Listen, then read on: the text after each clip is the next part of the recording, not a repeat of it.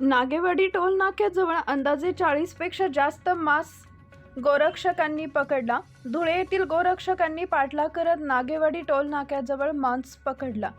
आज दिनांक 1 एप्रिल रोजी सकाळी 11 वाजता मिळालेल्या माहितीनुसार पुणे मुंबई येथून आणि मुंबई येथून परदेशात पाठवणारा अंदाजे 40 टनपेक्षा जास्त मांस 3 कंटेनर गोरक्षकांनी धुळे येथील पाठलाग करत जालना येथील नागेवाडी टोल नाक्यावर पकडल्याची घटना घडली आहे। ही घटना माहिती होता सकाळी 7 वाजल्यापासून युवा सेनेचे राज्य सचिव अभिमन्यू खोतकर आणि नगरसेवक अक्षय गोरंट्याल यांनी चंदनजीरा पोलीस स्टेशनकडे धाव घेत मांस मालकासह ड्रायव्हरवर गुन्हा दाखल करण्याची मागणी केली आहे। यावेळी युवा सेनेचे राज्य सचिव अभिमन्यू खोतकर म्हणाले, मांस सॅम्पल शिवसेना आमदार अर्जुन खोतकर यांच्या माध्यमातून छत्रपती संभाजीनगर, पुणे आणि मुंबई या ठिकाणी पाठवणार आहे।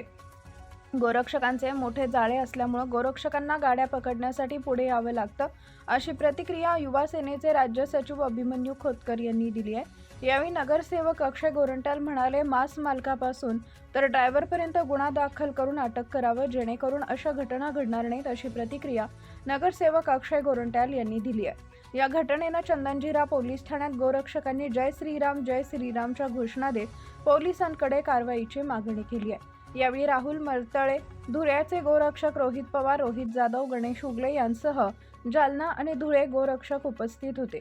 या प्रकरणी चंदनजीरा पोलीस स्टेशन इथं गुन्हा दाखल करण्याची प्रक्रिया सुरू असल्याची माहिती चंदनजीरा पोलीस ठाण्याचे पोलीस निरीक्षक बाळासाहेब पवार यांनी दिली आहे। रात्री 3:30 वाजता गौरक्षकांनी एक मोठी कारवाई केली, जिगरबाज कारवाई केली आणि सकाळी मला रोहित जाधवचा फोन आला की चंदनजीराला पोलीस स्टेशनला असे 3 कंटेनर राहुलेले आहेत। तर सकाळी 7लाच मी इथं पोलीस स्टेशनला आलो आणि मग पुढील जी कायदेशीर कारवाई जी असते, मग पोलिसांना सांगून वैद्यकीय डॉक्टर बोलावा लागतो, पशुवैद्यकीय डॉक्टर बोलावा लागतो, मग ते सॅम्पल घ्यावे लागतात। आता वैद्यकीय डॉक्टरांचे फोन बंद होते, तर मी त्यांना संपर्क साधून त्यांना इथं तातडीने बोलवून घेतलं। आता कंटेनर आम्ही उघडतोय, त्याचे सॅम्पल आम्ही 3 ठिकाणी पाठवणार आहोत। एक संभाजीनगरला पाठवणार आहोत, एक पुण्याला पाठवणार आहोत आणि एक मुंबईला पाठवणार आहोत।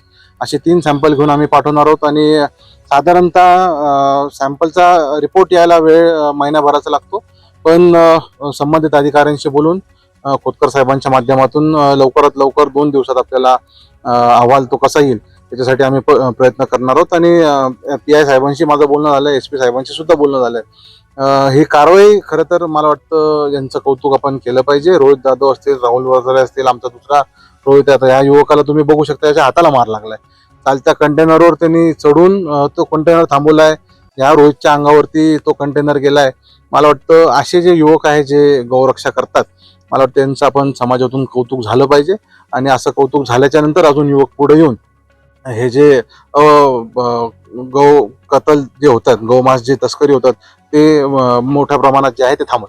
आज सातत्याने अशा घटना घडत आहे, मात्र पोलीस प्रशासन देखील त्याकडे दुर्लक्ष करते। गोरक्षकांनाच पुढे यावं लागतं, काय सांगणार? आता यांचं मोठं जाळं आहे, जे काय गौरक्षा करतात यांचं मोठं जाळं आहे आणि पोलीसवाल्यांचा कारभार तर मी काय नव्याने सांगायचं काम तुम्हाला नाहीये। जे सातत्याने चालू होत आलेलं आहे तेच आजही चालू आहे आणि आम्हाला ड्रायव्हरने सुद्धा काही गोष्टी सांगितल्यात की बाबा आम्ही जिंतूर जवळून जेव्हा निघालो तेव्हा पोलिसांनी आम्हाला धरलं आणि 500 रुपये आम्ही पोलिसांना दिले ना, आम्हाला तिथून सोडण्यात आलं। म्हणजे त्यांनी डॉक्युमेंटही बघितले नाही आणि काहीच तिथं चेक केलं नाही। पण इथं आमच्या जालन्याचे गौरक्षक, आमचे धुळ्याचे गौरक्षक हे तत्पर होते, म्हणून यांच्या सहकार्यामुळं इथं ते पकडण्यात आलं आणि इथून पुढे आम्ही त्यांना जाऊ दिलं नाही। गौरक्षकच्या अंगावर सुद्धा म्हणजे कंटेनर टाकण्याचा प्रयत्न, हो 100% मी सांगितलं तुम्हाला, त्यांच्या अंगावर कंटेनर टाकला आणि ड्रायव्हरांना तर माहितीच असतं, ते जरी आज म्हणत असले की आम्हाला काही माहिती नाही, पण त्यांना माहिती होतं म्हणूनच त्यांनी अंगावर कंटेनर टाकलं आणि तिथून पळ काढण्याचा प्रयत्न केला। जय श्रीराम, जय गौमाता। सर्वप्रथम मी हे आज बोलू इच्छितो की एक अत्यंत दुर्दैवी हरकत, हे जे इंटर एशिया कंपनीचे कंटेनर मध्ये जे कंपनी आहे किंवा हैदराबादचा याचा जे मूळ मालक आहे, यासोबतच जे स्लॉटर हाऊस मधून हे म्हशीचा मांस म्हणून घेऊन येतात आणि त्याच्यात ते आमचे गौमाताचा किंवा गौवंशाचा कत्ल करून हे जे वाईट गोष्टी यांची इकडे चालत आहे आणि एक इलिगल ऍक्टिव्हिटी याला आपण बोलतो, इकडे करतात। आज जालना येथे स्थित आमचे विश्व हिंदू परिषद बजरंग दलचे आमचे जे सेवेकरी आहे त्या सगळ्यांनी काल रात्रीपासून ऍक्टिव्ह झाले। त्यांना भेटलेल्या एका गुपित टीपमुळे आज याने जी कारवाई केली यामुळे हे 3 कंटेनर तुम्हाला इंटर एशिया कंपनीचे त्यांनी थांबवले, आज लॅब टेस्टिंगला पाठवलंय.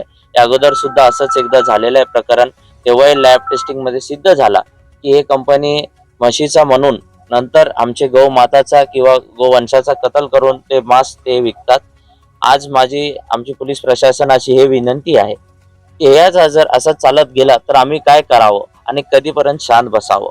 दुसरा आमची विनंती अशी आहे की जी कंपनीतले जेवढे डायरेक्टर पासून आपला डायरेक्टर पासून हे जे गाड्या चालवतात हे ड्रायव्हर पर्यंत प्रत्येकाला अटक व्हावी. त्यासोबतच यांच्यावर एक इलिगल स्मगलिंगची पण एक केस टाकण्यात यावी. कारण गोवंश गोमाता कत्लची खूप मोठी आपले देशात एक खूप मोठी कानूनी तरतूद आहे.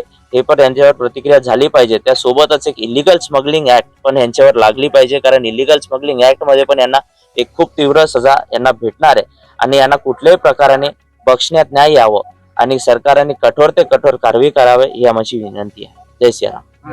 जय श्रीराम. हे मांस आता नेमकं कुठलं आहे आणि याची किंमत किती बाजारात? आज मी तुम्हाला हे बोलू शकतोय, एवढं दुर्दैवी गोष्ट आहे, याची आम्ही किंमत नाही लावू शकत. कारण आमची गौमाता आहे, गौमाता अमूल्य आहे, याची कुठली कोणी किंमत नाही लावू शकणार. गौमाता अमूल्य आहे आणि हे बाजारभावाची गोष्टी जी आपण केली, आज पत्रकार बांधवांना मी हे सल्ला देतो, याचा तुम्ही बाजारभावाबद्दल काय बोलू नका. हे अमूल्य आहे, गौमाताचा प्राण. मंडलिक उत्तर महाराष्ट्र गोरक्षा प्रमुख म्हणून जबाबदार आहे. काल 11 वाजेच्या सुमारास आम्हाला एक माहिती मिळाली की मागील वर्षी पुणे ग्रामीणला लोणावळ्याला जे कंटेनर पकडले गेले होते, जे कंटेनर म्हशीचं मांस असल्याचे डॉक्युमेंट दर्शवले जातात आणि त्यामध्ये गाईचं मांस असतं, अशा प्रकारचे कंटेनर जे पूर्णा गाव आहे, पूर्णा जे हिंगोली जिल्ह्यामध्ये पूर्णा आहे, पूर्ण्याहून 3 कंटेनर निघालेले आहे आणि 3 कंटेनर मध्ये जवळजवळ 100 टन पेक्षा अधिक गोमांस भरलेलं आहे आणि ते गोमांस जालना मार्गे मुंबई जाणार आहे समृद्धी महामार्गाद्वारे आणि त्यानंतर ते जहाजाद्वारे मग पुढे दुबई किंवा इतर देशांमध्ये पाठवलं जाणार आहे. तर आमचे जालन्याचे रोहित भैया असतील, राहुल भैया वेताळे असतील आणि आम्ही धुळ्याचे समस्त गोरक्षक टोल नाक्याला त्या ठिकाणी त्या कंटेनरसाठी ट्रॅप लावून थांबलेलो होतो. मग कंटेनर आले, 3 कंटेनर एक साथ आले आणि आल्यानंतर आम्ही कंटेनरला थांबण्याचा इशारा केला. कंटेनर थांबले, 2 कंटेनर थांबले, परंतु 3रं कंटेनर थांबत नव्हतं. त्याने आमचे रोहित जाधव यांच्या अंगावर कंटेनर टाकण्याचा प्रयत्न केला, परंतु तरी सुद्धा आम्ही सगळ्या गोष्टींना सामोरं जाऊन ते कंटेनर थांबवल्यानंतर ज्यावेळेस ड्रायव्हरची आणि त्या गाडीमध्ये जे बसलेले क्लीनर होते त्यांची विचारपूस केल्यानंतर ते आम्हाला उडवाउडीचे उत्तर द्यायला लागले. जसं ते म्हणे गाडी में काय हमको मालूम नाही, सगळ्यात पहिले उत्तर त्यांचं हे होतं. त्यानंतर ते बोलले गाडी में केमिकल है. 3रं उत्तर त्यांचं होतं की हमको सिर्फ वो जो कंपनी है वो कंपनी के गेट पे खड़ा करा था, हमको सिर्फ अंदर क्या है क्या चल रहा है हमको कुछ मालूम नहीं. अशा प्रकारचे त्यांनी उडवाउडीचे उत्तर दिले. त्यानंतर आम्ही 112ला कळवलं, PI साहेबांना देखील कळवलं. त्यानंतर आमचे राहुल भैया यांनी DYSP देखील कळवलेलं होतं, SDPO साहेबांना. आणि मग त्यानंतर पोलीस स्टेशनची गाडी त्या ठिकाणी आली. आपलं चंदनजिरा पोलीस स्टेशन आहे जालना तालुक्यातलं, जालना जिल्ह्यातलं. तर चंदनजिरा पोलीस स्टेशनची गाडी त्या ठिकाणी आली आणि मग पोलिसांच्या मदतीने ते कंटेनर आम्ही या चंदनजिरा पोलीस स्टेशनला आणलेले आहे आणि आता फॉरेन्सिक साठी सॅम्पल जे कलेक्ट केलं जातं ते कलेक्ट करण्याचं काम देखील आता चालू आहे आणि सॅम्पल कलेक्ट केल्यानंतर छत्रपती संभाजीनगर असेल, मुंबई असेल आणि पुणे असेल, 3 ठिकाणी ते सॅम्पल पाठवले जाणार आहेत आणि त्यानंतर मग पुढची जी प्रक्रिया आहे, गुन्हा दाखलची प्रक्रिया आहे, ती केली जाणार आहे. असा सगळा प्रकार आज घडलेला आहे. या चॅनलच्या माध्यमातून आम्ही महाराष्ट्रातल्या तमाम हिंदूंना विनंती करू इच्छितो, आव्हान करू इच्छितो की हा प्रकार जो आहे हा म्हशीच्या कत्तल खाण्याची परमिशन असते आणि त्या ठिकाणी गायीची कत्तल केली जाते. हा दुर्दैवी प्रकार महाराष्ट्रामध्ये सर्रासपणे सुरू आहे. अनेकदा झालं, लोणावळ्याला तेच झालं, म्हशीचं मांस दाखवलं गेलं. त्यानंतर ज्यावेळेस त्याची फॉरेन्सिक टेस्ट वगैरे करण्यात आली, फूड अँड ड्रग्स वाल्यांकडे पाठवण्यात आलं, त्यावेळेस सिद्ध झालं की हे गायीचं मांस आहे. त्यानंतर किती मुद्देमाल असेल हा जवळजवळ एका गाडीमध्ये 40 टन म्हणजे तीन गाड्यांचं जर आपण कॅल्क्युलेशन केलं तर 120 टन माल त्यांनी त्यांच्याकडे जे बिल आहे त्याच्यात म्हटलेलं आहे. परंतु हा 40 टन नाही तर 40 टन पेक्षा अधिक माल आहे आणि याच्यामध्ये जवळजवळ जर आपण त्याचं पूर्ण कॅल्क्युलेशन केलं तर भारतीय बाजारपेठच्या हिशोबाने जवळपास हा 10 ते 12 कोटीचा सगळा मुद्देमाल आहे. म्हणजे त्याच्यामध्ये कंटेनर आणि त्या बाकी सगळ्या गोष्टी वेगळ्या. फक्त त्याच्यातला जो माल आहे, जे गोमांस आहे, ते 12 कोटीच्या आसपास असा आमचा अंदाज आहे. त्यानंतर मागणी काय असते? आमची मागणी अशी आहे की बघा, हे जे प्रकार सुरू आहे, म्हशीच्या नावावर गायची कत्तल केली जाते. म्हणजे याच्यामध्ये काय केलं जाते, पोलीस प्रशासनाला चुत्या बनवलं जाते, हिंदू समाजाला चुत्या बनवलं जाते, आणि सर्वात महत्वाची गोष्ट म्हणजे या महाराष्ट्रामध्ये भारतीय जनता पार्टी आणि शिंदे साहेबांचं हिंदुत्ववादी सरकार आहे. आणि असं असून सुद्धा जर हा प्रकार चालू असेल तर एक प्रकारे सरकारला सुद्धा मूर्ख बनवण्याचं काम हे सुरू आहे. तर आमची या चॅनलच्या माध्यमातून, आपल्या चॅनलच्या माध्यमातून शासनाला विनंती आहे की आपण स्वतः या विषयात लक्ष घालावं. गोसेवा आयोगाला देखील विनंती, आपण स्वतः या विषयात लक्ष घालावं आणि हे प्रकार जर असे चालू असतील तर हे कत्तलखाने नेस्तनाबूत करण्यात यावे, अशी आमची सरकारकडे मागणी आहे. आपलं नाव? माझं नाव प्रनिल मंडलिक, उत्तर महाराष्ट्र गोरक्षा प्रमुख म्हणून जबाबदारी मला.